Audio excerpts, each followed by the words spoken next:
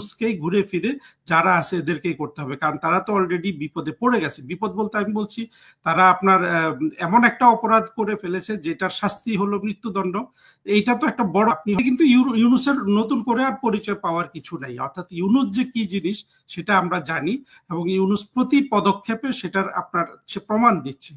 তো আমি যেটা বুঝি আর কি, এদের সবার ভবিষ্যৎ অত্যন্ত খারাপ, এবং শোনা যায় যে আমেরিকাও নাকি এখন হয়ে গেছে। মানে আসলে তো আমি আপনাকে আগেও বলেছিলাম যে মার্কিন যুক্তরাষ্ট্র ইউনূস যেভাবে রাষ্ট্র দখল করেছে বা যেভাবে চালাচ্ছে এই পদ্ধতিটা তাদের পছন্দ করার কোনো কারণ নাই, কারণ মার্কিন যুক্তরাষ্ট্রেরও একটা পাবলিক ফেস আছে, সেই ফেসটাকেও কিন্তু ইউনূস অপমান করেছে।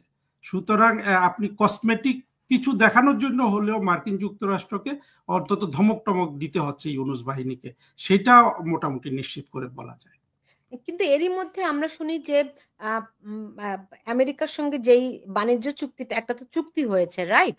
আপনি কি আমাদেরকে একটু ধারণা দিতে পারেন সেই চুক্তিতে এক্স্যাক্টলি কি কি হয়েছে? কারণ আহ, আমরা আমরা বিভিন্ন জায়গা থেকে খবর পাচ্ছি যে চট্টগ্রাম বন্দর তাদেরকে দিয়ে দেওয়া হয়েছে, আরো বেশ কিছু জিনিস তাদের সঙ্গে চুক্তিবদ্ধ করেছে। এমনকি আমার কাছে যেটি খুবই গুরুতর লাগে, যেটি নিয়ে আমি বাংলাদেশে থাকতে কাজ করেছিলাম, সেটি হচ্ছে যে বিভিন্ন বীজ, মানে সিড, মানে কৃষি পণ্যের যে বীজ, সেই বীজ আমরা আমেরিকা থেকে বাংলাদেশ আমদানি করবে, রাইট? এবং সেই বীজগুলো কিন্তু পুনরুৎপাদন হবে না, মানে ওই বীজগুলো আপনার কি বলে এটাকে, একটা হরমোন কাইন্ড অফ থিং, যেটা দিয়ে আপনি নতুন করে গাছ হবে না, যেগুলোর প্রোডাক্টিভিটি নাই। বুঝতে পেরেছেন? সেরকম বীজ আমদানি, মানে একটা সময় গিয়ে আমাদের যেমন কৃষকরা নিজেদের শস্য ফলিয়ে ওখান থেকে আবার বীজ সংগ্রহ করে রাখে পরের মৌসুমের জন্য, তো আমেরিকার সঙ্গে এমন একটি চুক্তি হয়েছে যে বাংলাদেশ আমেরিকা থেকে এই শস্য বীজগুলো তারা আমদানি করবে আমেরিকা থেকে, যেই শস্যের পুনরুৎপাদন নাই। কিন্তু এই চুক্তিটা কি বের হয়েছে, তারা যে চুক্তি করেছে? না, তারা তো এটা তো গোপনীয় চুক্তি, আপনি জানেন।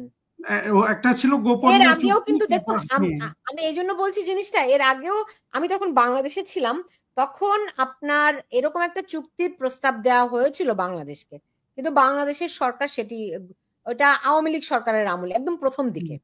জি, চুক্তি যেহেতু বের হয় নাই, কাজে আমি আইডিয়ার উপর বলতে পারছি না। তো আমি যেটা বলতে পারি সেটা হলো যে আপনার এই ইউনূস তার নিরাপত্তা ছাড়া কিছু কিন্তু দেখছে না, এবং এই চুক্তিতে বাংলাদেশের পোশাক খাত তারপরেও চ্যালেঞ্জের মধ্যেই পড়বে। এখন কি 20% বলছে, তো আপনার 20% নিয়েও বাংলাদেশের পোশাক খাত চ্যালেঞ্জের মুখে পড়বে, কারণ হলো অভ্যন্তরীণ বিনিয়োগ নাই, আপনার নানানভাবে আমদানি বন্ধ, এর মধ্যে অনেক শ্রমিক বেকার হয়ে গেছে, এর মধ্যে আপনার যদি 1%ও বাড়ে, আগে তো অনেক কম ছিল।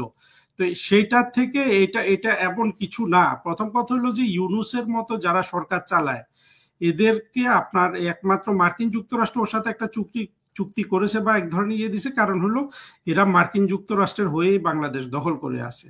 কিন্তু যদি এদের উপর ভালো কনফিডেন্স থাকতো, যেটা ওরা করে দিতে পারবে বলে মার্কিন যুক্তরাষ্ট্র আশা করে, সেটা হলে তো তার নতুন করে কোনো শুল্ক বসানোরই কথা না।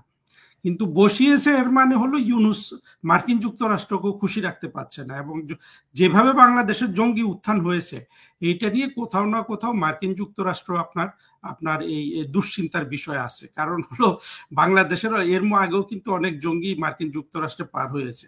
কিন্তু সবচেয়ে ক্ষতি যেটা হয়েছে, বাংলাদেশের সাধারণ মানুষ বা ছাত্ররা যারা মার্কিন যুক্তরাষ্ট্রে আসতো, ওরা তো দেখবেন যে আর আগে 10 জন আসলে এখন হয়তো একজন যেতে পারবে, যার ভিসা প্রচুর বিভিন্ন টাকা। দেশ থেকে বাংলাদেশ কিন্তু ভিসা দিচ্ছে না। ভিসা দিবে না, কোনো দেশই দিবে না ইউরোপ আমেরিকাতে।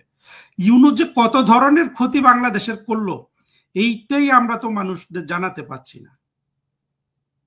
জানাতে পারছেন না কেন? জানাতে পারছি না বলতে আপনার কানেকশনের সমস্যা। মনে করেন যে দেখেন, আপনি এত সুন্দর সুন্দর প্রোগ্রাম করছেন, আপনার প্রোগ্রাম কত কত ভিউ হয় আপনি দেখেন। এরপরও আমরা এই যে ওই যে থ্রি স্টুজেস বললেন আপনি, ওরা একটা প্রোগ্রাম করলে কত ভিউ হয়। হ্যাঁ, এই জিনিসগুলো বুঝতে হবে। অর্থাৎ আজকে যদি বাংলাদেশে প্রধানমন্ত্রী শেখ হাসিনা প্রেসিডেন্সিয়াল ইলেকশনে দাঁড়ান, তার সাথে বিএনপি অন্যান্য দলও থাকবে, উনি কমপক্ষে 60% ভোট পাবেন। তার মানে এই যে 60% মানুষ আওয়ামী লীগকে সমর্থন দিতে রাজি, এই মানুষদের আপনার স্পিরিটটা তো আপ করার দায়িত্ব হলো পার্টি হিসাবে আওয়ামী লীগের। সুতরাং তাদেরকে কানেক্টেড করতে হবে, যেহেতু তারা সোশ্যাল। কোথায় আওয়ামী লীগ? আমি তো আওয়ামী লীগের অস্তিত্বই দেখি না কোথাও, না সোশ্যাল মিডিয়ায় না অন্য কোথাও। তারা কোথায়, ওইটাই আমার প্রশ্ন আর কি। কিন্তু এই ইন্টার কানেকশনটা তো হচ্ছে না আপনার। প্রতিটা মানুষ যারা প্রধানমন্ত্রী শেখ হাসিনার প্রতি সহানুভূতিশীল হচ্ছে, তাদেরকে আপনি ধরে রাখতে হলে তো আপনি যা প্রচার করছেন, যা বলা হচ্ছে, এবং এই যে ইউনুস কি ক্ষতি করছে, হ্যাঁ, সন্ত্রাসীরা কি ক্ষতি করছে, এগুলো তো মানুষের মধ্যে আলোড়ন তুলতে হবে। হ্যাঁ, এই যে এই কাজটা করা দরকার, ওইটাই আমি বলতে চাচ্ছি আর কি। যারাই দেখেন কথা বলে আওয়ামী লীগের হয়ে বা মুক্তিযুদ্ধের পক্ষের হয়ে, তাদের বাণী কিন্তু খুব বেশি মানুষের কাছে পৌঁছায় না। কিন্তু উল্টা দিকে সন্ত্রাসীদের বাণী কিন্তু দেখেন, আপনি হাসনাত আবদুল্লাহ একটা পোস্ট ফেসবুকে দিলে, আপনি মানে, বা এখন মুক্তিযুদ্ধের পক্ষে একজন খুব যার ভিডিও বলুন, ফেসবুক বেশি চলে বলুন, তার যতটা ভিউ হয় ওদের শুধু ততটা রিয়াকশন হয়, লাইক, লাভ, একটাতে 40-50 হাজার পর্যন্ত ভিউ হয়। তো আমি আওয়ামী লীগকে বলবো যে এই জিনিসগুলোর প্রতি তাদের দৃষ্টি দেওয়া উচিত। ইভেন তাদের নিজস্ব সোশ্যাল মিডিয়া ফর্মেরও কোনো কিন্তু প্রচার নাই। তো এইগুলো যদি তারা না করতে পারে, তারা দেশকে ইন্টারনেট দিল, আর সেটা কি এই জন্য যে দিল যে এই ইন্টারনেটটা জামাত ব্যবহার করে সরকারকে ফেলে দিবে? আওয়ামী লীগ অনেক আনস্মার্ট, আমি এত আনস্মার্ট হবে এটা আমি ভাবি নাই। মানে আমি জানি না, এরকম এটা কেউ বলা ঠিক না। আনস্মার্টনেস না, এটা হলো যে আমার মনে হয় কনসেন্ট্রেশনটা তাদের জায়গা মতো নাই। এটা এমন কোনো কঠিন কাজ না আপনার, একেবারেই কঠিন কাজ না। এগুলাই যদি কঠিন হয় তাহলে তো আর রাষ্ট্র শাসন করার মানে সাদা আহ্লাদ হওয়া উচিত না। আমি শুনছিলাম যে আওয়ামী লীগের যে পেজ আছে সেখানেও যদি এটা কেউ লাইভ করে তারই ভিউ নাকি 5-7 হাজার হয়। আপনি শুনেছেন নাকি? মানে আওয়ামী লীগের যে ফেসবুক, জি। মাঝে মধ্যে তো যেটা আমার সবচেয়ে খারাপ লাগে, প্রধানমন্ত্রী শেখ হাসিনা লাইভ করছে, 55-57 জন মানুষ শুনছে। এটা তো অন্তত আপনার মেজর ডালিম যখন করে তখন এত মানুষ শুনে কেন? তাহলে আওয়ামী লীগকে এই কানেকশন গুলো তৈরি করতে হবে না, যে প্রধানমন্ত্রী শেখ হাসিনা যখন বক্তৃতা দিবেন কমপক্ষে 5 লাখ লোক শুনবে। সেই কাজগুলো হচ্ছে না এখন, সেই তারা কাজগুলো কি তাদের করছে? তারা করা কি উচিত। আদৌ কোনো কাজ করছে বলে আপনার মনে হয়? আমি জানি না, কারণ আমি আইসোলেটেড থাকি, আমার এর সাথে তাদের কোনো ওইভাবে পরিচয় নাই বা সম্পর্কও নাই, বা আমিও তাদের ওটা না, কিন্তু তাদের অ্যাক্টিভিটিস গুলো তো আমি ফলো করি, এবং আমি এটাও বিশ্বাস করি যে বাংলাদেশের যে অবস্থা, এখান থেকে বাংলাদেশকে তুলে আনার জন্য শুধু প্রধানমন্ত্রী শেখ হাসিনা আছেন, আর কেউ নাই। সুতরাং শেখ হাসিনার যারা রাজনৈতিক কর্মী, তাদেরকে সোশ্যাল মিডিয়াতে অনেক বেশি অ্যাক্টিভ হতে হবে। অর্থাৎ অ্যাক্টিভ কিছু আছে, যারা আছে খুবই, তারা জীবন প্রাণ দিচ্ছে, কিন্তু এটা অর্গানাইজড ওয়েতে কোনো একটা কেন্দ্রীয় জায়গা থেকে এটা স্প্রেড করার যেসব পলিসিগুলো নেওয়া দরকার, সেটার উপস্থিতিটা নাই। যাই হোক, তাদের সিদ্ধান্ত নিশ্চয়ই তারা নিবে, তারা বুঝবে। আ- আমাকে আরে আমি শেষ করব, শেষ প্রশ্নটা আপনাকে করছি। যদি মনে করেন কোনো কারণে রাষ্ট্রপতিকে অপসারণ করা হয়, হোয়াট ইজ নেক্সট? নেক্সট, এটার রাষ্ট্রপতিকে অপসারণ করলে আরেকজনকে রাষ্ট্রপতি হিসাবে বসিয়ে দিবে। আপনার সুপ্রিম কোর্ট থেকে কোনো একটা কাগজ এনে বলবে যে এই রুলে, ওই সংবিধানের ওই ধারায় এটা আমরা করেছি। প্রথম কথা হলো, এগুলো সব দেখেন, 5 আগস্ট থেকে বাংলাদেশে কিন্তু সাংবিধানিক কোনো আইন কানুনের বালাই নেই, যতই যা বলুক। এখন ওরা যা ইচ্ছা তা করে যাচ্ছে, কিন্তু কথা হলো যে রাষ্ট্রের যে কাজগুলা, সেগুলা তো তারা করতে পারছে না।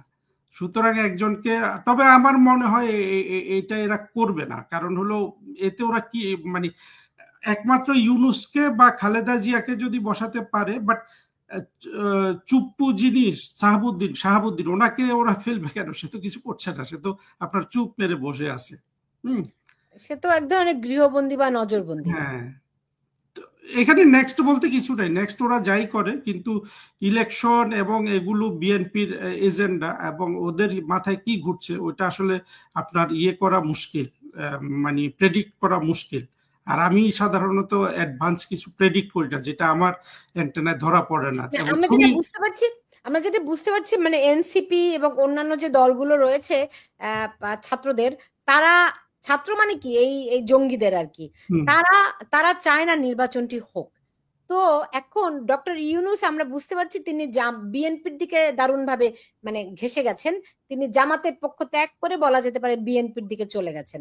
তো বিএন যদি এই দলগুলো নির্বাচনে অংশ না নেয়, তারা এরই মধ্যে হুমকি দিয়েছে, জামাত সহ হুম, অন্যান্য দলগুলো হুমকি দিয়ে দিয়েছে যে তারা এখন ফেব্রুয়ারির নির্বাচন তারা চায় না। তারা পিআর চায়, হেন চায়, তেন চায়, অনেক ইয়ে আছে তাদের, রাইট? তো যদি নির্বাচন হয় আর এই দলগুলি অংশগ্রহণ না করে, তাহলে বিএনপি কাকে নিয়ে নির্বাচন করবে? বিশাল চ্যালেঞ্জের মুখে পড়বে। কিন্তু আমার কথা হলো, এদেরকে নিয়েও নির্বাচন করলো, সেই নির্বাচন কোথাও বৈধতা পাবে না যতক্ষণ না আপনার বাংলাদেশের সবচেয়ে বড় রাজনৈতিক দল এবং প্রধানমন্ত্রী শেখ হাসিনার এখন যে সাপোর্ট, এই লোকগুলোকে আপনার নির্বাচনের অংশ না করলে এই নির্বাচনের কোনো ভ্যালু থাকবে না। আপনি দেখবেন 1 বছর 2 বছর পরে সব আবার উল্টোপাল্টা হয়ে যাবে। তবে ইউনুসের এক্সিস্টেন্সিয়াল প্রবলেম হয়ে গেছে। ইউনুস ইউনুস নিশ্চয়ই বিএনপির সাথে দর কষাকষি করবে সে রাষ্ট্রপতি হওয়ার জন্য, অথবা এমন কোনো একটা পোস্টে যাওয়ার জন্য যাতে তার তার যে আপনার নিরাপত্তা নিয়ে যে ভ্যাকুয়ামটা সৃষ্টি হবে সেটা পূরণের ইউনুস চেষ্টা করবে। কিন্তু আলটিমেটলি যদি বিএনপিকে ক্ষমতায় বসানোর প্ল্যানে নির্বাচন করে, তাহলে আবার আমি এটাও বুঝি যে এই জামাত এনসিপির আলটিমেটলি এগুলো মেনে নেওয়া ছাড়া কোনো উপায় নাই। কারণ আপনি জামাত এনসিপির যারা আছে সবাই আপনার সন্ত্রাসী, কিন্তু সংখ্যায় তো তারা কম, খুব কম, হয়তো আপনার 10-15%, ম্যাক্সিমাম 20% হবে। এখানে এনসিপির কোনো সাপোর্টই নেই, এবং এনসিপি বলতে আলাদা কিছু নাই। এগুলা সবই আপনার একটা গোষ্ঠী, জামাত এনসিপি, এরা এরা হলো স্বাধীনতা বিরোধী মৌলবাদী সন্ত্রাসী গোষ্ঠী। রাইট। তো এরা কি আর বিএনপির ভিতরে যাওয়ার তাদের আর কোনো চান্স আছে? কারণ তারা তো অলরেডি বিএনপির সঙ্গেও গন্ডগোল লাগিয়ে দিয়েছে, রাইট? এটা আমি মনে করি যে এখনো চান্স আছে।